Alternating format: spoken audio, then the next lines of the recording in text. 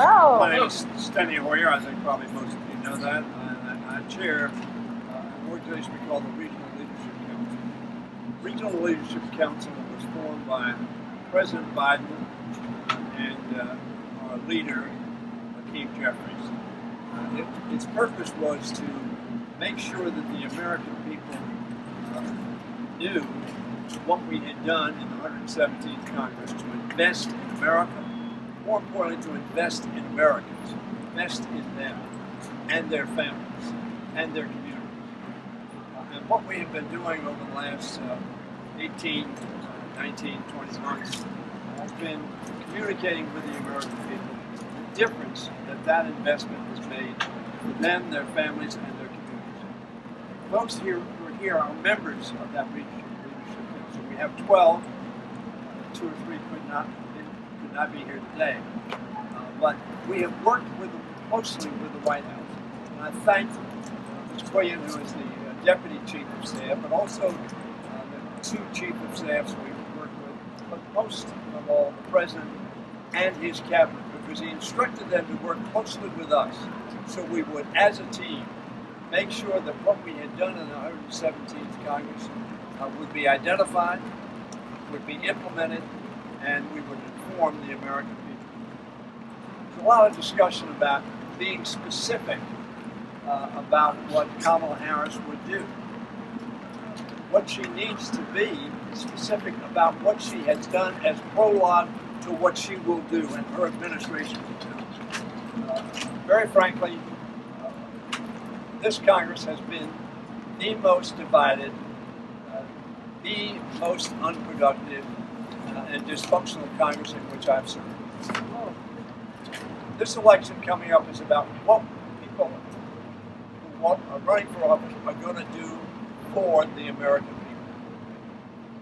This group has been telling the American people not only what we are going to do, but what we have done, and what we're going to keep in place advantaging the American people.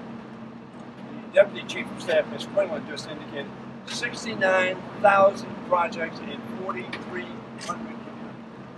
If we had the time and it weren't drizzling on you, I would have each one of these members do what they've just done in the White House, in the Rose Bowl, telling about scores of projects, not just about money, but about the impact it's made on people. We saw a video of a woman who's had cancer. She had bills from $15,000 to $21,000. We passed a bill that said those bills would be limited to $2,000. Not a single Republican voted for that bill. So when people ask, what are you going to do, look at what has been done. Because that's prologue to what will be done. This election is a very important election for the American people. It's a very important election for America. This council, this Regional Leadership Council, they represent scores of members.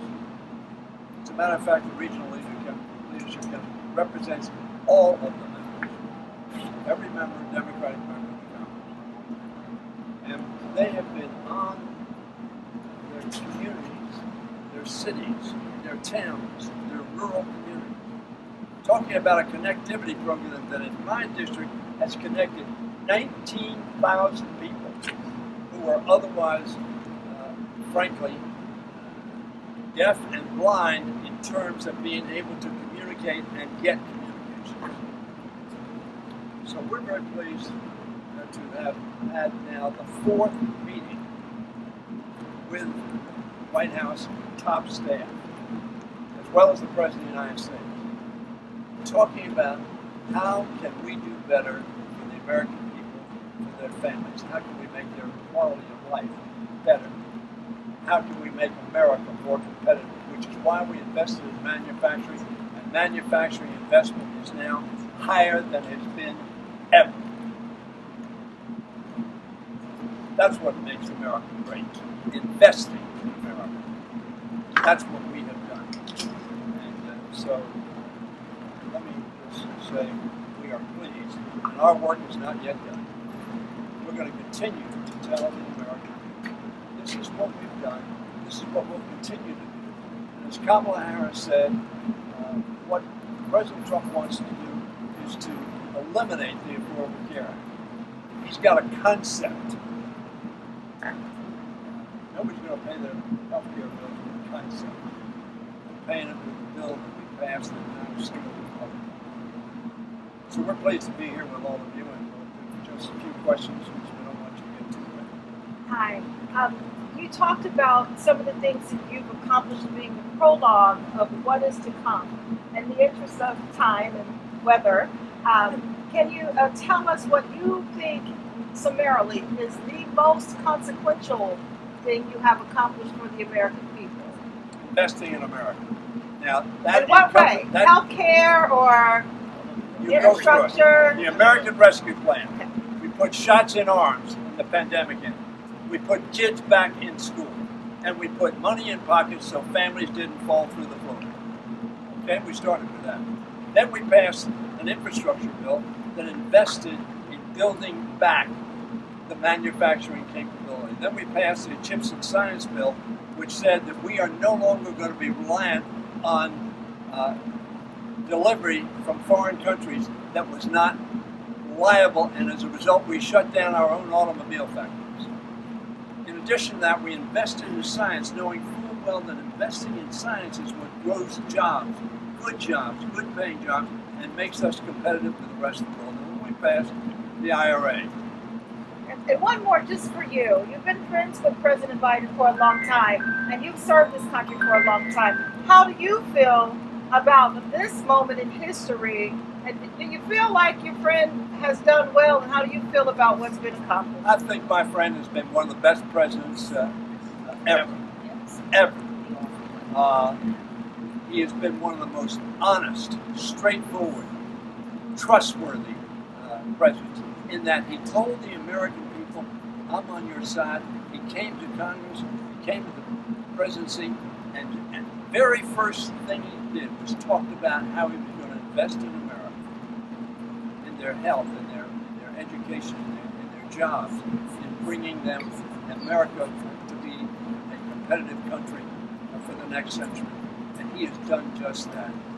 America will look back and say, as they have with Harry Truman, for instance, I don't make an analogy per se, but Joe Biden has been underestimated for 3.5 years. He's shown how consequential a president he could be and has been. One question. Sir, in the wake of this latest assassination attempt against Trump, how important is it for both sides in this campaign to tone down the rhetoric and what would you specifically suggest? Well, I would suggest toning down the rhetoric. How? Let me tell you, I've been in the Congress a long time. The rhetoric started getting very hot under Newt Gingrich. The disparagement of the other side started to escalate. And very frankly, in the Tea Party in 2010, it went even higher. Then we had a campaign that said, lock her up. Yes, we believe that democracy is on the ballot. The former president may not like that, but when you assault the Congress of the United States, when you send people down to the Congress of the United States and say, I want you to go down there and I quote, fight like hell.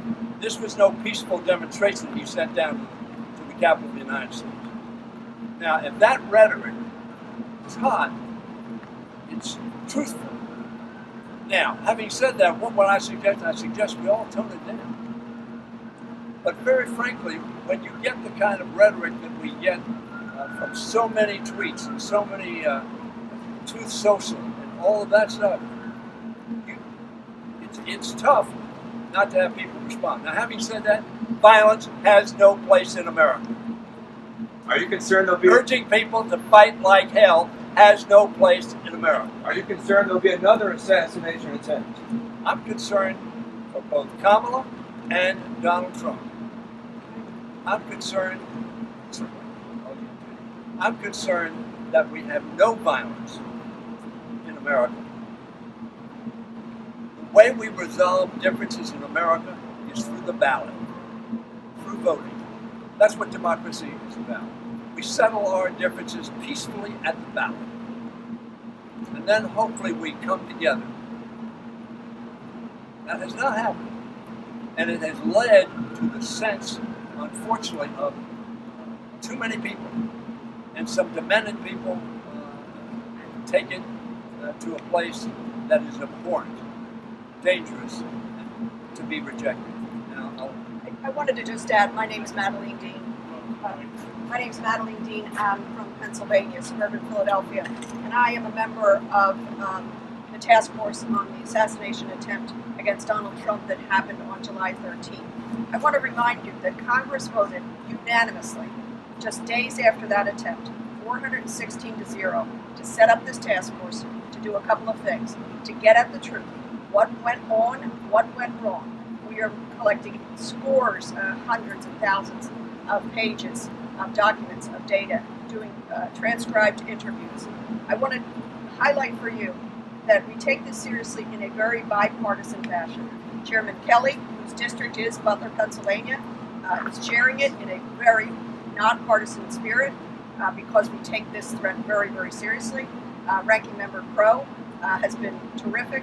And so what we're looking at is the truth, to get the data, to find out what does the Secret Service need, what were the failures, what are the resource failures, what are the communications failures, and then to restore faith in the American public in our institutions like the Secret Service and like Congress. The underscoring of that is the very point of your question. The only way we can get at this, the only way we can tamp down this incendiary level of threats, it's remarkable. We know members of Congress are suffering very serious threats, election officials are suffering very serious threats, is through our words and our action. And so I call upon the candidates, Mr. Trump himself, to tone down the rhetoric. Mr. J.D. Vance too, tone down the rhetoric.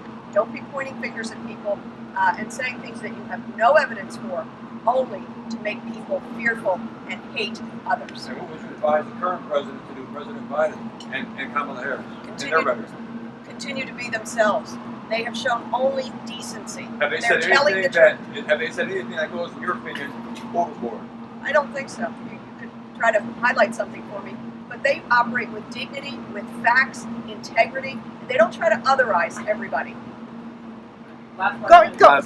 Going back to the reason why you came here today, what is your message to your fellow to Republicans? We have a deadline coming up in October. So what is your message given the remainder of the president's term? well, my message to the Republicans is let us work together for the American people. But our message is not for Republicans. It's not for Democrats. It's not for those who aren't affiliated. It is for all Americans that we need to build America, grow America, help Americans, and make sure that we have the kind of quality of life, the kind of good paying jobs, the kind of environment that will sustain our health, and health care available to them. All of those issues are important to every American, irrespective of their political leanings. And that is our message. Thank you very much. Thanks so much, everybody. Thank you.